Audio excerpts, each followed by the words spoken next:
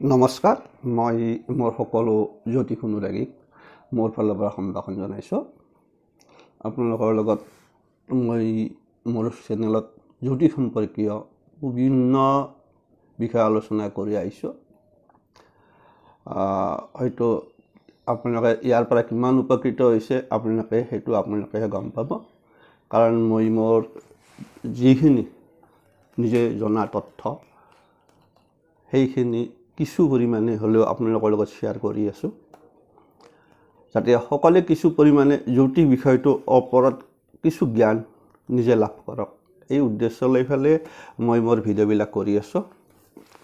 ইয়াত মোতকৈ আপোনালোকে বেছি লাভৱান হ'ব, কাৰণ কিছুমান ভুল ধাৰণা আপোনালোকে নিজে নিজে গম পাব আৰু গম পাই আছে, কাৰণ মোৰ ভিডিঅ'বিলাক মেক্সিমাম ভিডিঅ' তথ্যভিত্তিক, ইয়াত কোনো বাহুল্য নাই।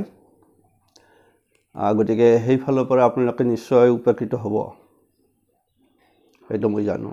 কাৰণ জানিব লাগে, বহু কথা থাকে, বিভিন্নজনে বিভিন্ন কথা কয়। গতিকে আমাৰ বিশেষকৈ মেক্সিমাম মানুহ বিভ্ৰান্ত হৈ পৰে, আনফালে জ্যোতিষৰ ওপৰত বিশ্বাস নোহোৱা হৈ যায়, কয় যে এইগেলা চব মিছা কথা।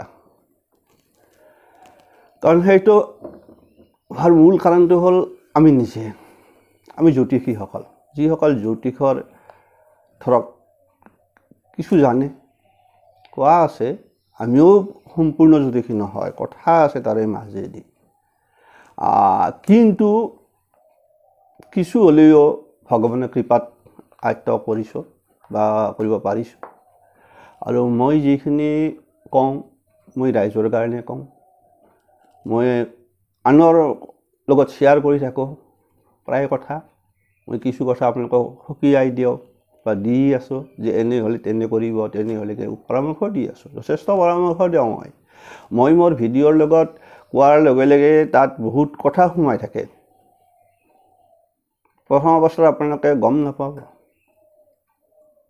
কিন্তু লাহে লাহে উপলব্ধি যদি কৰে, চাই যে সঁচা কথাই কৈছে। অপক্ৰিয়াকৈ আমি সঁচা কথাটোৱে কৈ গৈ আছোঁ, তাত মিছা কথা নাই, কাৰণ মোৰ সেইটো অভ্যাস নাই যে কাৰোবাক যে কুণ্ডলী এখন পোৱাৰ লগে লগে তাৰ ওপৰত মই নিগেটিভ ছাইডটো চাওঁ, সঁচা কওঁ যে আপোনাৰ এনেকুৱা ছাইড, তাৰ পজিটিভ ছাইডটো বেছি পৰিমাণে চাওঁ। কাৰণ প্ৰত্যেক মানুহ আশাবাদী। মুখ্য কথা হ'ল আমি প্ৰত্যেক মানুহ আশাবাদী, আমি আশাত জীয়াই আছোঁ। এটাই ভাল ভাৱ, আজি বেয়া হৈছে, কিজানি 2 দিন পিছত ভাল হয়, ভাল হোৱাৰ সম্ভাৱনা থাকে। কাৰণ সময় আৰু একেদৰে নাযায়, সময় পৰিৱৰ্তন হয়। সময়ৰ পৰিৱৰ্তনৰ লগত আপোনাৰ চলন ফুৰণ বা মানুহৰ জীৱন জীৱিকা এইবিলাকৰ কিছু তাৰতম্য হৈ থাকিব। গতিকে আশাবাদী জীৱ আৰু জ্যোতিষীৰ ওপৰত বিশেষকৈ মানুহ কেতিয়া আহে, যেতিয়া মানুহৰ কিছু বস্তুত আপোনাৰ হেৰফেৰ পায়, সমস্যা জৰ্জৰিত হয়, তেতিয়া ভাৱ কৰে যে মোৰ নিশ্চয় কিবা এটা গণ্ডগোল হৈছে, মোৰ ভাগ্যৰ খেলিমেলি হয়, আপোনাৰ ভাগ্যৰ খেলিমেলি। আৰু সেই ভাগ্য যে বৰ্তমান আছে, আজি আছে, কালি আপোনাৰ হয়তো খুব ভাল দিন হৈ যাব পাৰে। আজি আপোনাৰ কিবা অসুখ বিসুখ হৈছে, হয়, কেতিয়াবা প্ৰত্যংশ দশাটো দেখিছোঁ মই অসুখ হোৱা মানুহৰ, কাৰণ সেইবিলাক আপোনাৰ হয় 2-3 মাহৰ পিছত শেষ হয়। কিছুমান অন্তৰ্দশাৰ যিটো অসুখ বিসুখ হয়, সেইবিলাকত আৰু বছৰলৈকে গুচি যায়। আৰু কিছুমান অসুখ বিসুখ আছে আপোনাৰ লাগিয়ে থাকিব মাজে মাজে। এইটো গ্ৰহৰ অৱস্থান লৈ কথা, বিশেষকৈ সেইবিলাক মই সেই বিষয়ে ক'ব নাযাওঁ। আজি মই আপোনালোকৰ লগত আলোচনা কৰিম, এই যে ক'লোঁ মই যে মোৰ খুব বেয়া দিন চলি আছে, মোৰ জীৱনত ভাল দিন নাহিব নেকি। ঠিক এনে এটি আশাবাদী যোগ, এই আশাবাদী যোগ যাক কৈছোঁ মই আশাবাদী যোগ বুলি কৈছোঁ। এই যোগটো পঞ্চ মহাপুৰুষ, মই ইয়াৰ আগতে এটা ভিডিঅ'ত কৈছোঁ পঞ্চ মহাপুৰুষ যোগ কাক কোৱা হয়। যে কৈছোঁ যে আমাৰ জ্যোতিষত, ফলিক জ্যোতিষত যথেষ্ট আপোনাৰ যোগ আছে। অশুভ যোগ বিভিন্ন ধৰণৰ শুভ অশুভ যোগ আছে। শুভ যোগ যেনেকৈ আছে অশুভ যোগো আছে। গতিকে আজি মই কৈছোঁ যে কিছুমান যোগ আছে যে অকল গ্ৰহই নিজস্বভাৱে সৃষ্টি কৰিব পাৰে। আমাৰ কুণ্ডলীত সেই 5টা গ্ৰহই কৰে, তাৰ কাৰণে কোৱা হৈছে সেইটো পঞ্চ মহাপুৰুষ যোগ। তাৰমানে সেই যে মহাপুৰুষ যোগ মানে অত্যন্ত ভাল যোগ। আগৰ ভিডিঅ'টোত সুন্দৰকৈ বুজাই দিছোঁ, আপোনালোকে চাই ল'ব পঞ্চ মহাপুৰুষ যোগ হ'লে কি হয়। আগতে এতিয়া সেই মতে মই এতিয়া ইয়াত দীঘল নকৰোঁ, কাৰণ মই কৈ দিছোঁ যে পঞ্চ মহাপুৰুষ যোগ আমাৰ 5টা গ্ৰহই কৰে, মুখ্য গ্ৰহ সেইকেইটা। আমাৰ 9টা গ্ৰহৰ সেই যোগ সৃষ্টি কৰাত 4টা গ্ৰহ নাই। সেইকেইটা হ'ল আপোনাৰ ৰবি নাই, চন্দ্ৰ নাই আৰু ৰাহু কেতু। এই 4টা গ্ৰহ নাই। এই 4টা গ্ৰহ বাদ দি যি বাকী 5টা গ্ৰহ আছে সেইকেইটা মুখ্য গ্ৰহ, সেইকেইটাই আমাৰ জীৱনত বহুত মানে প্ৰভাৱ বিস্তাৰ কৰে। সেইকাৰণে সেই 5টাক লৈ ফালেয়ে আৰম্ভ হৈছে পঞ্চ মহাপুৰুষ যোগ। আৰু প্ৰত্যেকটা গ্ৰহই এটা নিৰ্দিষ্ট স্থানত থাকিলে সেই যোগ সৃষ্টি হয়। যেনেকৈ মই আপোনাক কৈ দিছোঁ যে শুক্ৰৰ দ্বাৰাই যদি হয় সেইটো মালব্য যোগ। মই অলপ আগৰ ভিডিঅ'ত মই আলোচনা কৰিছোঁ মালব্য যোগ, আপোনালোকে গম পাইছে। যদি বৃহস্পতি কৰে সেইটো হংস যোগ, যদি আপোনাৰ মংগলে কৰে সেইটো ৰোচক যোগ, যদি বুধে কৰে ভদ্ৰা যোগ।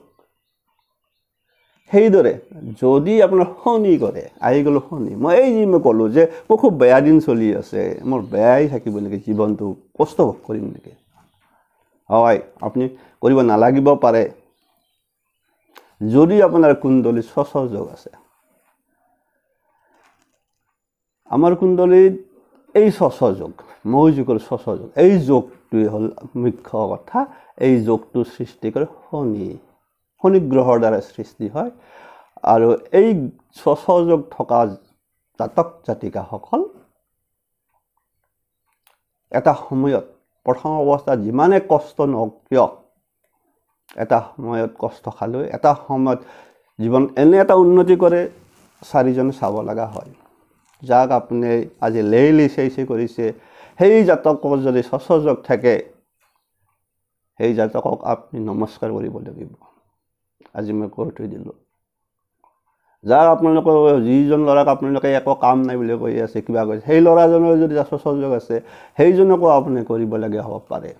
কি এনেকুৱা যোগ স্বচ যোগ। অৰ্থাৎ কোৱা আছে স্বচ যোগত যদি দাল দৰিদ্ৰ ঘৰতো জন্মগ্ৰহণ কৰে,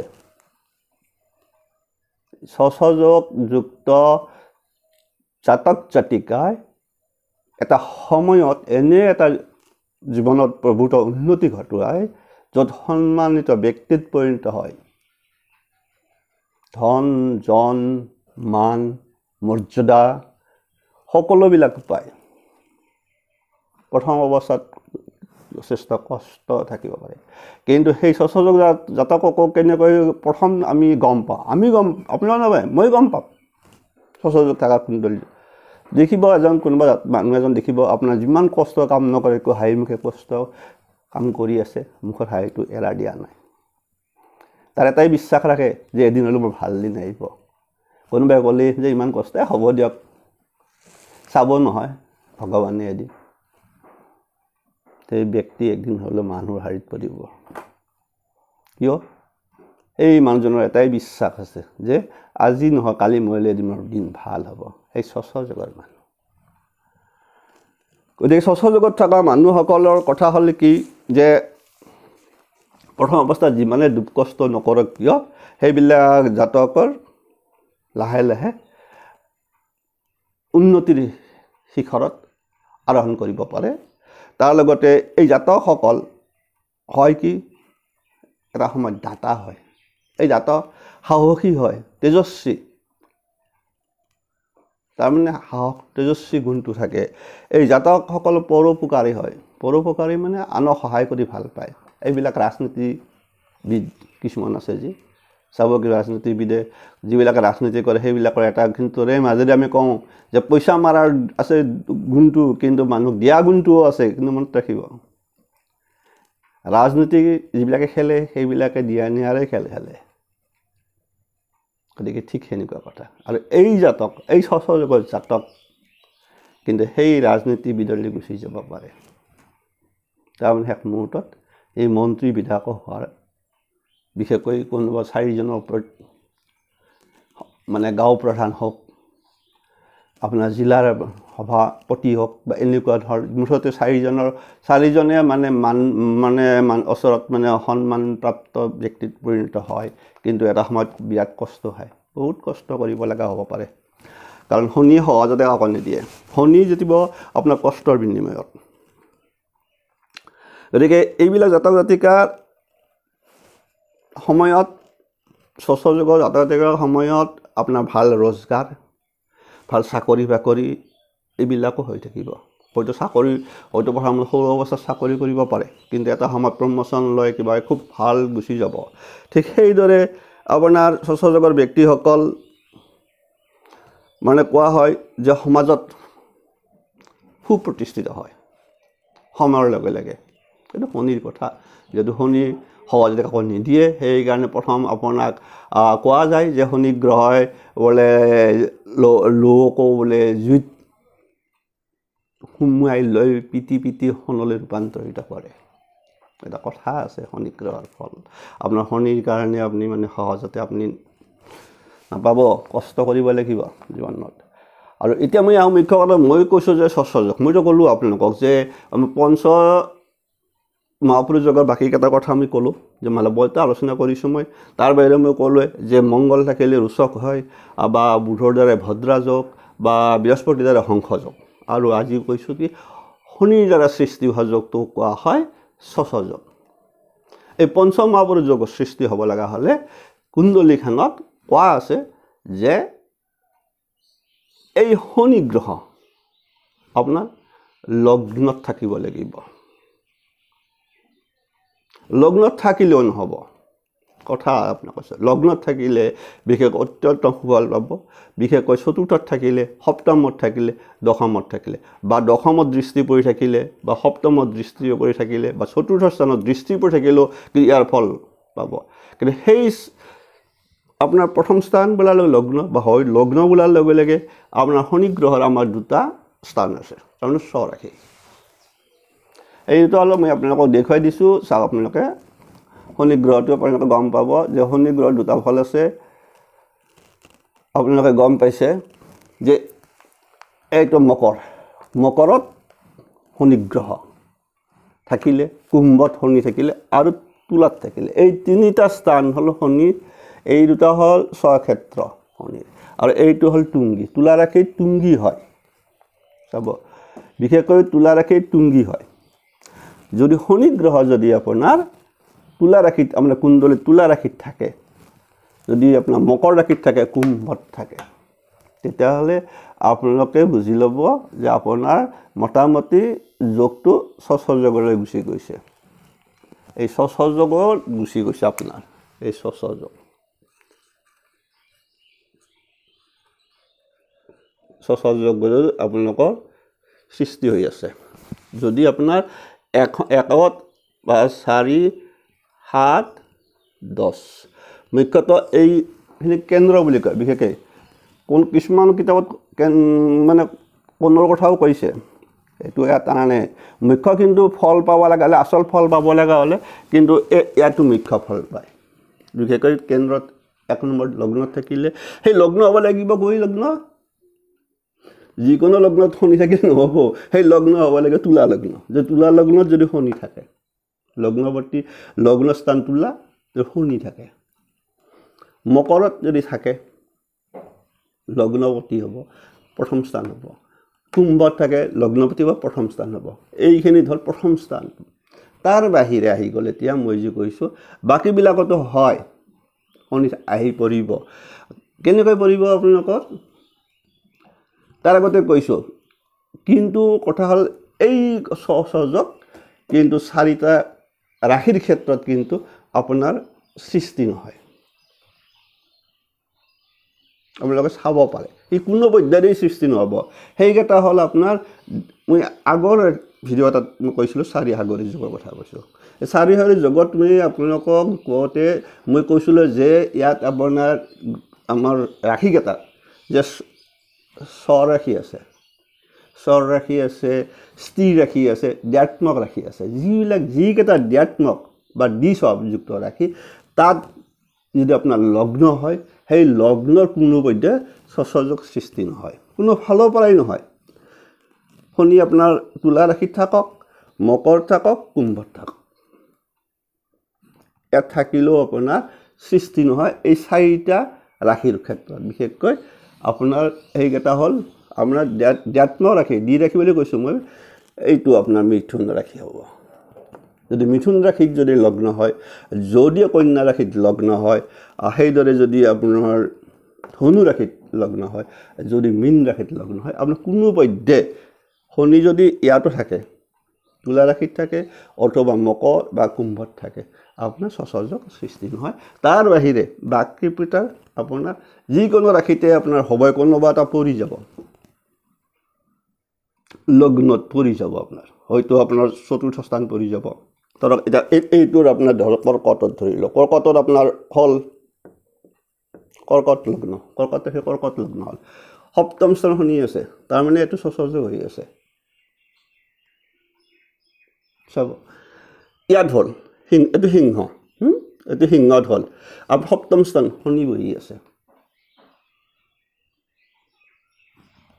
তাৰমানে সপ্তম স্থানত আছে মই কৈছোঁ ন সপ্তম স্থানত থাকিলে হ'ব সেইদৰে যদি ইয়াত যদি কৰ্কটৰ ইয়াত যদি শনি থাকে ইয়াত বাদ দিয়ক কৰ্কটত যদি ইয়াত থাকে ইয়াত শনি থাকে যদি তুলাত থাকে তেতিয়া স্বস্বযোগ হ'ব 1 2 3 4 তাৰমানে বাকীকেইটাত হ'ব কেৱল আপোনাৰ দ্ব্যাত্ম ৰাশিত নহয় বিশেষকৈ লগ্ন সাপেক্ষে যদি আপোনাৰ এই স্বস্বযোগ যদি দশম স্থান হৈ থাকে বিশেষকৈ এই দশম স্থান হৈ থাকে ধৰক আপোনাৰ মকৰ লগ্ন মকৰত শনি নাই শনি আছে তুলা লগ্ন এই সপ্তম এই দশম স্থান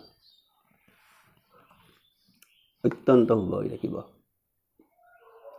কৰ্মস্থান আপোনাৰ আপুনি হয়তো কোনো অফিচাৰো হ'ব পাৰে হয়তো আপুনি কোনো ৰাজনীতিবিদো হ'ব পাৰে আপোনাৰ ভাল আপুনি যিমানে প্ৰথম অৱস্থাত কষ্ট নাখাওক শেষ মুহূৰ্তত ভাল হ'ব ঠিক সেইদৰে আপোনাৰ মই কৈ দিছোঁ যদি বৃষ লগ্ন হয় চাব এই বৃষত হ'ল এইটো বৃষত হোৱাৰ লগে লগে সপ্তম অষ্টম নৱম দশম চব কুম্ভত ইয়াত শনি থাকিল এইটো আৰু ভাল মেক্সিমাম বৃষ ৰাশি মানুহে ৰাজনীতিৰ লগত জড়িত হৈ যায় দেখা যায় আৰু পায়ো যায় ফল কাৰণ এইবিলাক সেনেকুৱা কথা তাৰমানে শনি সেনেকুৱাকৈ যায় যদি আপোনাৰ এইকেইটা স্থানত পৰি যায় প্ৰত্যেকটাৰে পৰিব কেৱল এই চাৰিটা ৰাশিৰ বাহিৰে আপোনাৰ বাকীকেইটা ৰাশিত যদি মই কোৱাৰ নিচিনা কোনকেইটা ক'লোঁ বিশেষকৈ আপোনাৰ মিথুন ক'লোঁ আপোনালোকক মিথুন ক'লোঁ তাৰপিছত কন্যা ক'লোঁ তাৰপিছত আপোনাৰ ধনু ক'লোঁ আৰু মীন এই চাৰিটা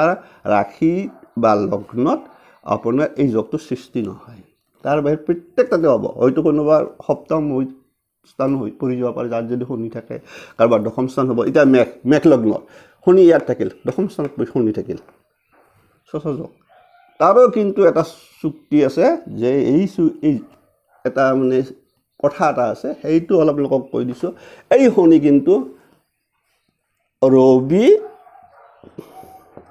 বা চন্দ্ৰ এই ৰবি বা চন্দ্ৰযুক্ত হ'ব নালাগে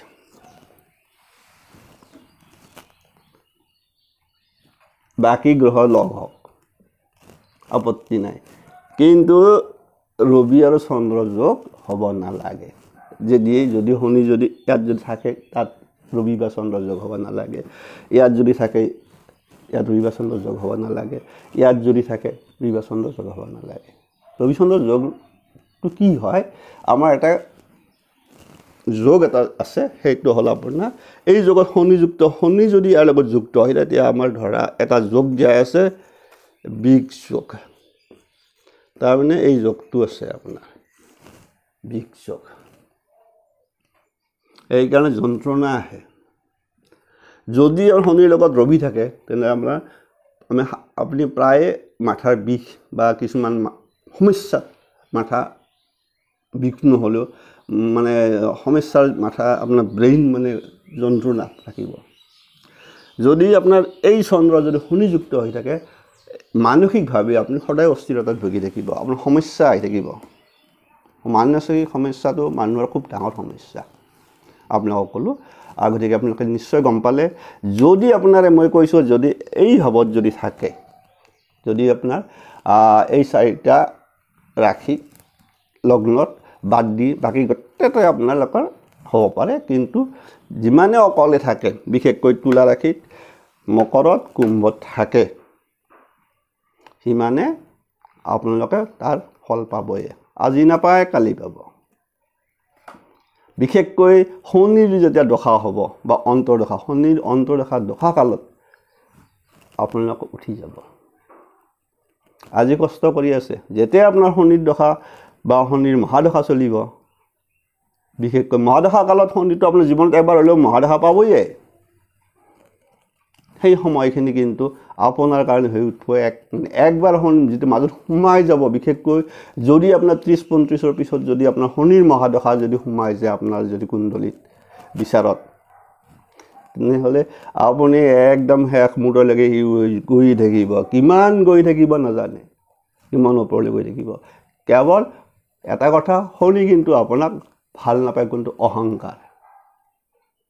শনি অহংকাৰী মানুহক ভাল নাপায়। গতিকে অহংকাৰ ত্যাগ কৰিব লাগিব। মোৰ বহুত হ'ল, মই মানুহক লেই লৈছে, সেইটো কিন্তু শনি সহ্য নকৰিব। তাৰ ফল কিন্তু আপুনি কেতিয়াবা খেলি মেলি যাব কথা আছে। আৰু মানুহৰ অভিশাপ বুলি বস্তু এটা নাছে, তেতিয়া সেইকাৰণে কৈছোঁ। গতিকে মানুহ ক্ষমতাবালী মানুহ কিছুমান কাকো গণ্য নকৰা হয়, সেইটো হ'ব নালাগে। শনিটো দিবই আপোনাৰ, সেইমতে আপুনি গতিকে মানুহক মানুহ বুলি ভাবিব লাগিব। মুখ্য কথা এনেই যুগৰ মানুহবিলাক পৰোপকাৰী কথা আছে। তোৰ মাজেদি আৰু কিছুমান যোগ নাথাকিব জানো ইয়াত? সেই যোগৰ কাৰণে আপুনি কেতিয়াবা আৰু সিহঁত আনিব না তাৰ সময়ত। বিশেষকৈ মই কৈছোঁ শনিৰ মহাদশাৰ কথা বা অন্তৰ্দশা কালত, যিকোনো গ্ৰহ অন্তৰ্দশা, শনিৰ অন্তৰ্দশা, সেই মুহূৰ্তখিনি আপোনাৰ সদায় ভাল থাকিব। কিন্তু যেতিয়া মহাদশা শনিৰ মহাদশা 19 বছৰ চলে।